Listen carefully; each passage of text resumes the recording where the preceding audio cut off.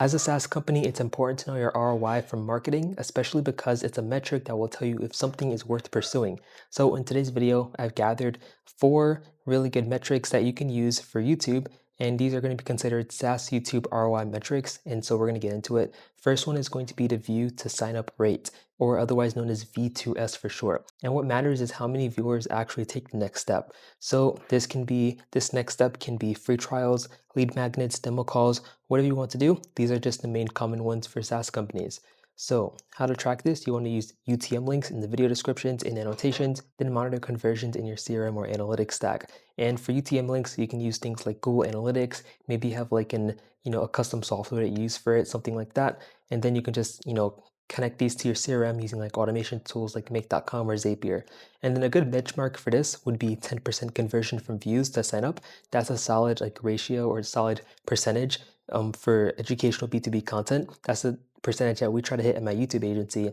Every 10 views, at least one person signs up or at least clicks the link or is at least semi-interested in actually wanting to go into your offer. And this benchmark is important because email capture rate. For high consideration SaaS, a viewer who gives you their email is way more valuable than a like or a subscriber, because in email you have a direct way to actually market to them and talk to them every single day or however frequently you send emails, and then you just talk to them directly instead of like do a video notification that they probably won't even click on. But with an email, they have to click on it, or at least they're more willing to click on it because it's directly in their inbox and it's more like in their face.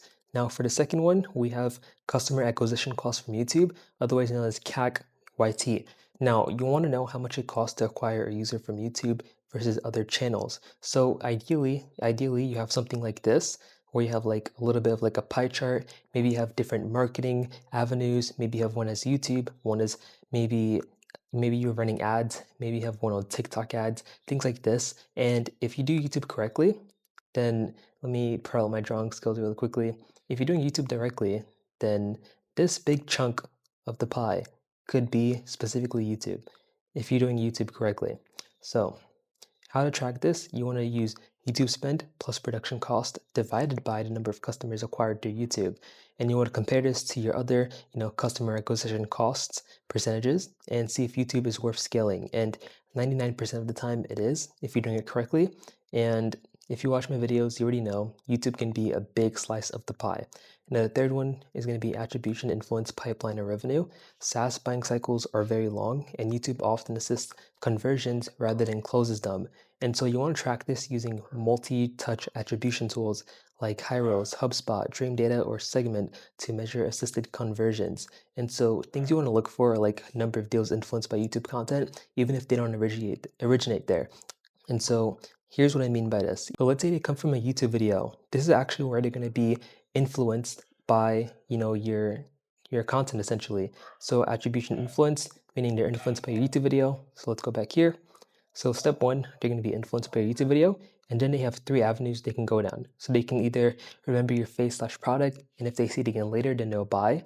That's, the first one they can go through. So let me put like number 1, something like this. My drawing skills aren't the best. Number 2 is going to be they can click the website link in the description or like in the comment section, and they can probably book a demo 2 weeks later. Maybe you have the tab open and they're thinking about it, but they just need to think about it a lot more. But if you keep posting videos, they're going to be influenced by your YouTube video. When next time they see your face, they're going to be like, okay, I had this tab open. Let me just book with them. This happens more than you think. So that's going to be the second way YouTube content can actually, influence a booked call or booked demo, a sign up, anything like that. And the third way is going to be them binge watching your videos and buying later on. Sometimes people just need more of a reason to buy from you or to trust you. So they're just going to keep watching your content, which is why it's important to post consistently and just keep nurturing your audience. So let me scroll back over here. That's going to be pretty much number 3, attribution, influence, pipeline, or revenue. And then number 4 is going to be just the normal YouTube metrics, the typical analytics, for example, watch time and average view duration. This signals content relevance and quality. The click-through rate, or CTR, this is going to measure how compelling your titles and thumbnails are. And then comments or questions, this is qualitative gold because this is going to tell you what's resonating or what's unclear. This is your audience basically talking to you directly without you actually reaching out to them. So hopefully this helps you and your SaaS company, and I'll see you in the next video.